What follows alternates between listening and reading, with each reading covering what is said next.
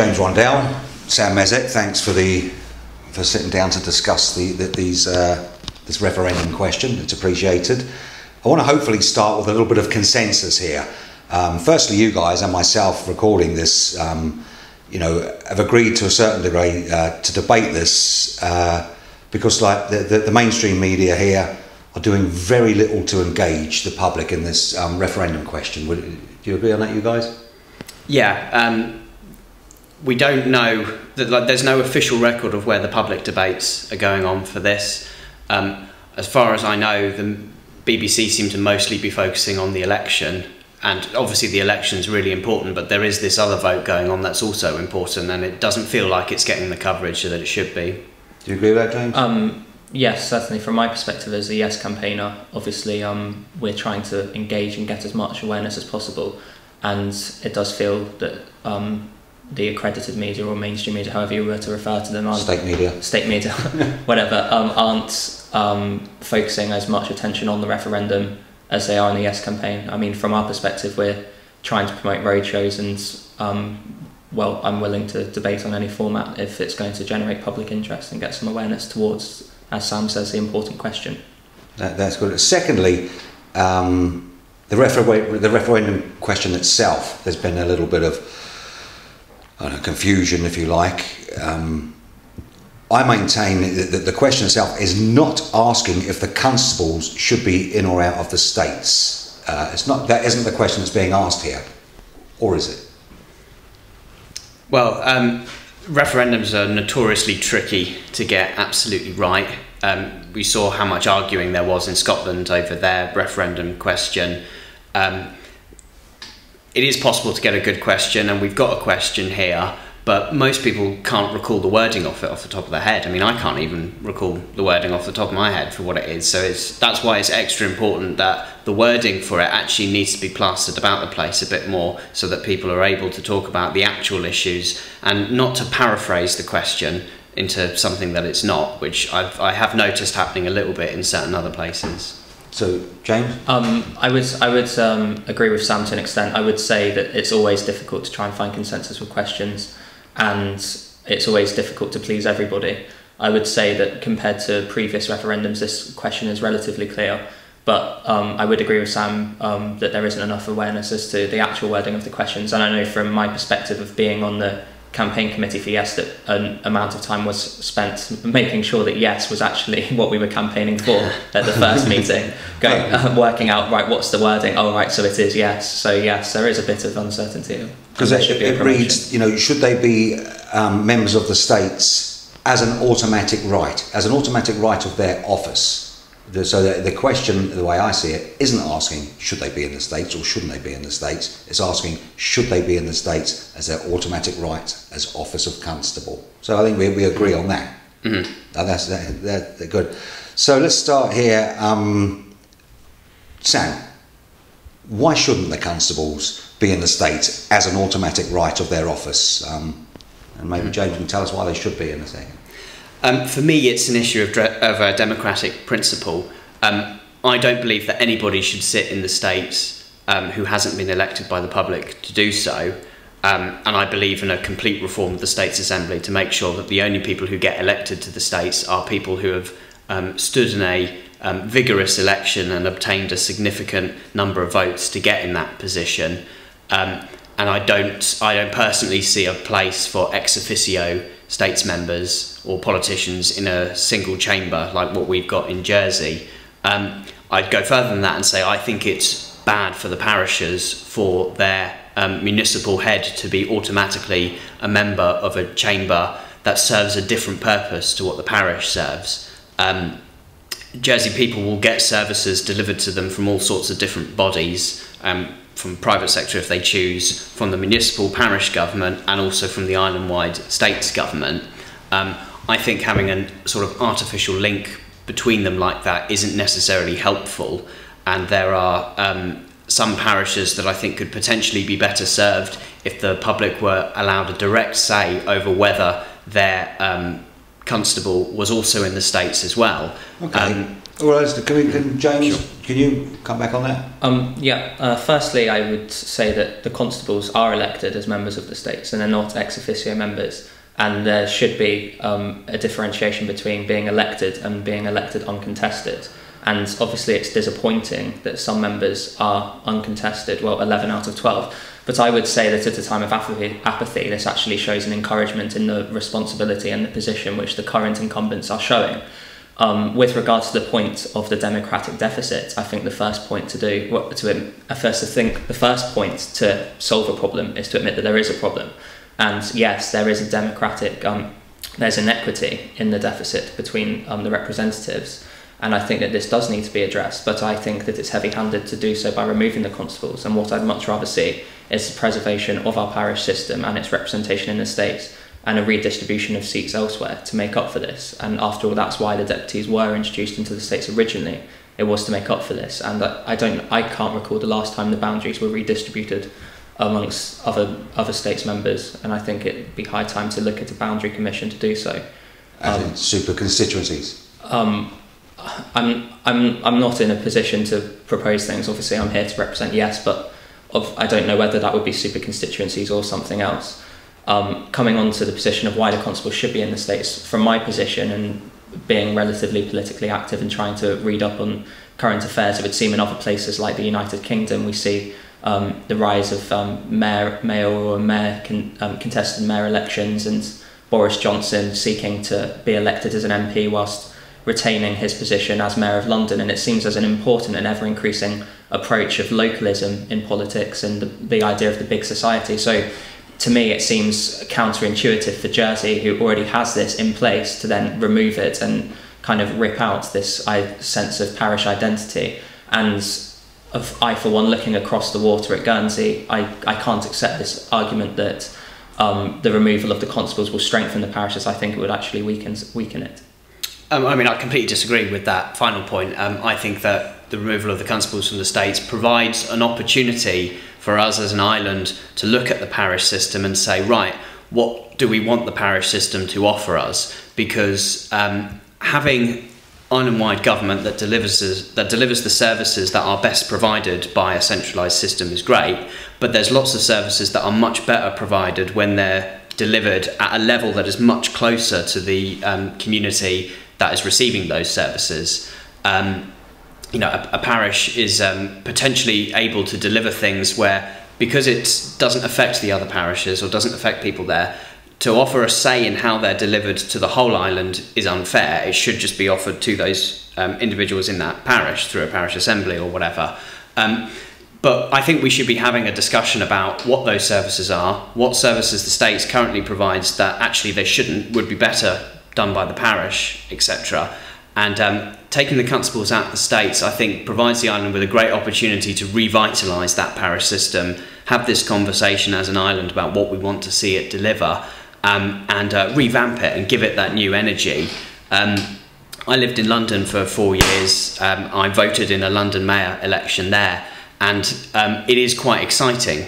You know, the battles between Ken Livingstone and Boris Johnson were exciting, no matter which side of the debate you were on, and it's something that really motivated people. And from the perspective of being a Londoner, the whole process was, you know, it made you quite proud to be a Londoner, to be able to, you know, be a part of this and talk about the future of your city. And that's vitally important that that's kept in the parishes for them to be able to do that. But I don't see it as necessary or even helpful for the head of a parish to automatically be in the States, essentially having a second job there that in many ways is a distraction. You know, what level of GST we pay has nothing to do with the parishes, and that link is completely unnecessary, I think. First of all, I'd accept Sam's point that the idea that centralised government cannot deliver the same level of services, or is perhaps not best suited to deliver the same level of services as localised government. However, I think where the disagreement lies is actually the influence and the effect that a parish could have over the position of the constable. Now, I fundamentally feel that if the constable was removed from the states, it would not have the same voice of being able to say, this is the powers we should have and we can deliver you, and you know what, actually you should keep these powers. I feel that they would become ignored. And the reason I feel this is because I've spoken to every single constable on the issue of the referendum. I haven't just come at this with a blasé attitude produced the manifesto, I've gone out and I've spoken to them, and they say that without their position in the states, they just wouldn't get things done. Civil servants would ignore them, states officers would ignore them, and I feel that the political representation is essential. And also this idea of a revitalisation of the parish system. For me, the parishes are vital. I don't think vitalised would be an appropriate word. The parishes are what they are presently. They are engaging. Vitalised. They are engaging with people. They are encouraging people come together as a community, and they interact with their constable. Numbers at parish assemblies are low, and that's disappointing. But I think, regardless of whether the constables were in the states, I think that generally members of the public society has changed. Where rather than engaging in a public forum such as a parish assembly, they would rather engage online and through mechanisms such as social media and blogs and what have you. Facebook, Twitter. So getting back to the question, how will it affect our democracy if the electorate voted no in this referendum, and obviously if they voted yes? What is the significance? What will happen? Do you want to go first on this one? Yeah, let's have a go. Well, it's a hypothetical question, because I don't actually think we have an answer. What I think, from my perspective, is they're either going to vote yes or no. Yeah, well, there's going to be a yes or no, but the question isn't, or the question is not going to result. There's nothing to suggest that 12 members are going to be removed from the states. The question is whether the constable should have an automatic right. So let's take the hypothetical to start with, that it's a no, and that the constables are removed. Presumably, they're going to be replaced with 12 members. So if we're going to have 12 deputies coming in, there's going to have to be a redistribution of sorts. Now, coming back to your question of how this will affect democracy, I think that it would lead to more contested elections to start with. Obviously, there are a number of deputorial elections which are also uncontested, but inevitably, if 11 out of 12 constables' elections are uncontested, one would assume that by removing them and replacing them with deputorials across different size districts, they would be contested. Would that galvanise politics? Would that feel that people have more power? I'm not so sure it would. I think that generally, and this is just my opinion, I don't have anything to suggest that other than turn out that people are apathetic and they're fed up and they're not very happy. I feel that if I could flip this back to the yes side, I think that if you were to retain the constables, how would it help democracy? Well, I think that by and large, uncontested elections may well still prevail. I think that people, if they've elected a constable, and let's remember that I think 11 out of 12 constables have faced a contested election. Let's remember that I think generally people, if their parish rates are kept low, if their parish administration is ran successfully, that generally they're content with their constables. And I think that would continue. Whether that would be to say that they have a power, a democratic power, I'm not so sure. In our manifesto, we refer to, I think it's called the requête, where a parish assembly, as we saw in St Saviour's a few years ago, can actually call a meeting and hold the constable to account. So from that sense of public accountability and democracy, I think that strength is maintained, and I think that's something to behold. And I know Sam has himself talked of a recall mechanism, and although this doesn't go to the same extent of a recall mechanism, that sense of people power would remain. I mean, the requêtes are very important. I think that it's a really nifty bit of old Jersey law there that is a real piece of democracy there. But that won't be damaged at all by the constables not being in the States. That will still be able to occur. And we have seen examples of requêtes being called where the public of a parish have given their opinion on a state's matter, and all of the states members for that parish have then gone on to completely ignore it in the vote that's happened afterwards. So, you know, I think there's a disconnect there that's got to be addressed somehow. In terms of what happens for Jersey's democracy, whether there's a yes vote or a no vote, I think if there's a yes vote, it's back to the drawing board, back to square one, and we've already been back to square one several times. We had the failed referendum last year. When that failed, it's back to square one again. Years ago, we had Clothier, that failed, back to square one again. You know, how many times do we have to go through this before we finally get some change? The one thing we know that if there is a no vote, then there will be change to Jersey's system. Something will have to happen. That may be a redistribution of those seats amongst the current system for deputies. There are some people that would like to see a return to 12 senators, so that, you know, wouldn't totally be off the table, I think, in terms of what's likely to happen after. But I think we'd have a signal that there will be change in Jersey's system, and we're absolutely desperately in need of change. Our system has no voter equity in it whatsoever. You know, St Helier's got 1 states member for every 3,000 people living there. St Mary's has got 1 for every 800, which is a real disconnect there that needs to be solved. James talked before about how a redistribution amongst the deputy seats would go some way to solving that. And if there is a yes vote, then I really hope that does happen. But I'm not convinced it will, because there are lots of states members who don't care at all about voter equity. We hear it in speeches all the time. Senator Balash has said on several occasions that he thinks the importance of the parish link is more important than voter equity. I think they're both equally important, and I don't think the two are opposites. I'm not convinced that'll happen. A no vote is the only way you'll actually achieve any direct change. Okay, so could I when Sam was talking about going back to square one, from our perspective, we see it as a building platform, and actually to forget what's happened before. And if a yes vote is secured, then we have the first beginnings of the building blocks of a new assembly, where we can say there is going to be a parochial representation, and for better, for worse, of the inequalities, we have to build whatever we have around that, and we have to move forward. We can't just, I personally, and this isn't anything to do with the yes campaign, I personally think, right, this is a starting block. You've got your constables, work around that, forget what's been before, forget option B, forget clothier. We can't keep looking back and going, this is what we decided, we need to move forward. Okay, well, isn't this really, if we just come to the crunch here, what it comes down to, I don't know, is this really just a question of traditionalism versus progressivism? Well, this question. Well, Sam's going to say yes and I'm going to say no. Yeah. But do you want to go first? Yeah, okay, cool. Well, I think, I mean, everybody knows what my political views are. If anybody's read my letters or read my manifesto or whatever, that's very clear. But first and foremost, before I am anything, I believe in democracy. I'm a Democrat. But I think fundamentally to reach that end point, you need to have a system that is pristine and based on some very, very clear democratic principles. For me, the most important one there is equal votes. I believe that everybody should have the same number of votes, and those votes themselves must be equally weighted. I don't think it's right that if you're voting for your constable in St Mary, that parliamentarian election, essentially, your vote in that is 20 times as powerful as if you're voting for the constable of St Helier, because there's 20 times as many people there. I think that's wrong, and that desperately needs to change. But Jersey culture, heritage and tradition is important.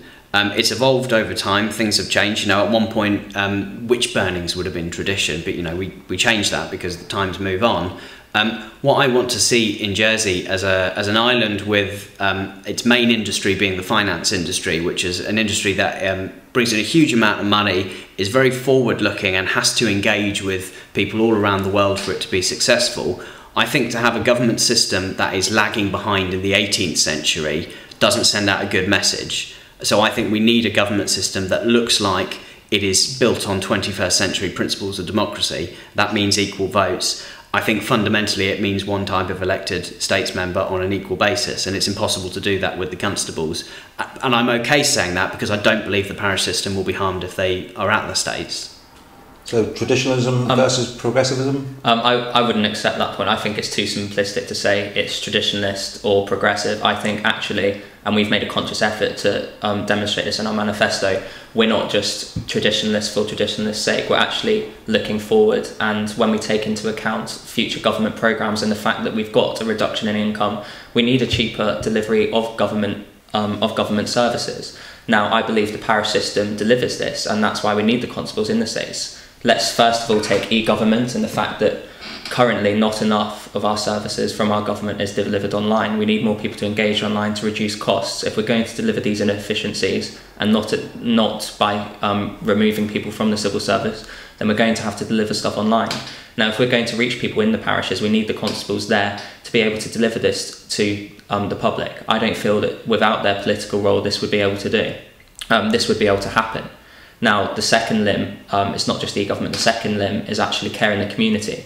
And when we face an ageing population, which is only going to increase as demographics change, and we're going to really have to make sure that what first and foremost that our elderly are taken care of, but secondly that we're going to be able to do so at a cost which doesn't cripple us, then we're going to have to look at ways such as through the third sector charitable organisations, but more importantly through the parish system, which has its finger on the pulse a lot more than central government.